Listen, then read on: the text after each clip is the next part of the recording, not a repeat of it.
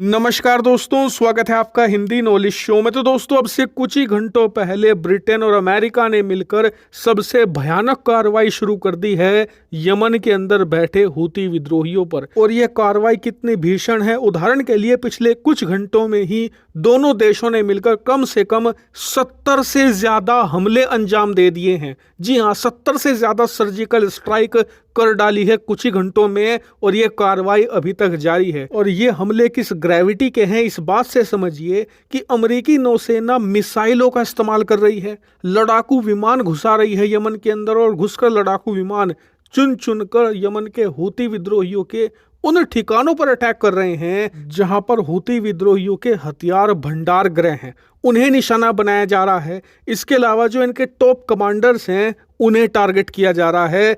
एक एक करके अमेरिका सबको हंट डाउन अब कर रहा है। वहीं अमेरिकी राष्ट्रपति जो बाइडेन ने प्रेस कॉन्फ्रेंस में पत्रकारों को यह बताया है कि अब ये अटैक लगातार किए जाएंगे। जी हाँ, कांस्टेंट अटैक होंगे, क्योंकि अमेरिका चाहता है कि हूतियों पर अब प्रेशर बनाया जाए, क्योंकि प्रेशर के अंडर आकर ये लोग बचने का प्रयास करेंगे। और जब एक बार ये छुपने के लिए अपने बिलों में घुसेंगे तो उसके बाद ये जो ट्रेडिंग शिप हैं, यानी कि सामान ढोने की शिप हैं, उन पर अटैक नहीं कर पाएंगे और दुनिया के व्यापार को नुकसान नहीं होगा। यानी कि एक बात तय हो चुकी है कि आज से यमन के हूती विद्रोहियों का सबसे बुरा वक्त शुरू होता है। लेकिन आपका सवाल होगा कि यार, अमेरिका ने यमन के पास यानी कि हूती विद्रोहियों को टारगेट करने के लिए अपने शक्तिशाली जंगी बेड़े पिछले 1 महीने से खड़े करके रखे हुए थे, लेकिन अमेरिका कोई भी कार्रवाई नहीं कर रहा था हूती विद्रोहियों के खिलाफ। लेकिन अब अचानक से इतना बड़ा हमला किया गया कि पूरा का पूरा यमन हिल चुका है, और पूरा अरब वर्ल्ड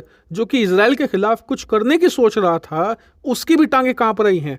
तो ऐसा अचानक हुआ कैसे? तो इसके पीछे एक कारण है। दरअसल हुआ ये कि कल ब्रिटेन का एक शिप यमन के पास से गुजर रहा था और हूती विद्रोहियों ने उस ब्रिटिश शिप पर अटैक कर दिया, उसे कैप्चर करने का प्रयास किया। जबकि उस शिप का ना तो किसी इजराइल के व्यक्ति से कोई नाता था, ना ही इजराइल वो जा रहा था, कोई भी उसका इजराइल से रिश्ता नहीं था। और इसे देखकर अमेरिका ब्रिटेन दोनों भड़क गए कि अब तो ये सीधे हमें चैलेंज करने लग गए, अब इन्हें सबक सिखाना ही पड़ेगा। और इसीलिए अब ये मेगा लेवल पर स्ट्राइक करी जा रही है हूती विद्रोहियों के खिलाफ। वहीं हूतियों का क्या इस पर रिस्पॉन्स है, तो आप अपनी स्क्रीन पर देखिए।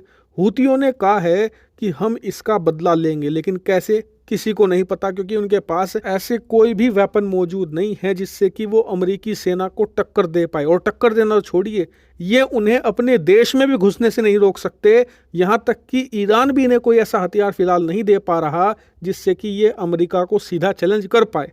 तो फिर ये बदला लेंगे कैसे? तो एक्सपर्ट्स का मानना है कि ये बदला उन तमाम ट्रेडिंग शिप को अब टारगेट बनाकर लेंगे जो यमन के पास से होकर गुजरती हैं, क्योंकि इनके पास कुछ ऐसे रॉकेट हैं, कुछ ऐसी छोटी मिसाइलें हैं जिनकी रेंज कुछ 100 किलोमीटर है, और इनकी मदद से ये बहुत ही ज्यादा आसानी से लाल सागर और गल्फ ऑफ एडन के बीच में मौजूद मंदाब स्ट्रेट को बड़ी आसानी से ब्लॉक कर सकते हैं। मतलब कि यहाँ से जो भी शिप गुजरेंगी ये उन पर मिसाइलों से हमला करना शुरू कर देंगे। अभी तक ये सिर्फ उन शिप्स को निशाना बनाते थे जिनका इजराइल से कनेक्शन था, लेकिन बदला लेने के लिए ये सारी शिप्स को निशाना बनाना शुरू कर सकते हैं। और ये पूरे दुनिया के लिए घातक साबित होगा, क्योंकि पूरी दुनिया का लगभग आधा व्यापार, जी हाँ, करीबन 50% ऑफ वर्ल्ड ट्रेड इसी स्ट्रेट से होकर गुजरता है। अगर यमन के हूती विद्रोही इसे ब्लॉक कर देते हैं तो पूरी दुनिया बुरी तरीके से नुकसान झेलेगी। इसीलिए अमेरिकी नौसेना इस स्ट्रेट की सुरक्षा में भी लगा दी गई है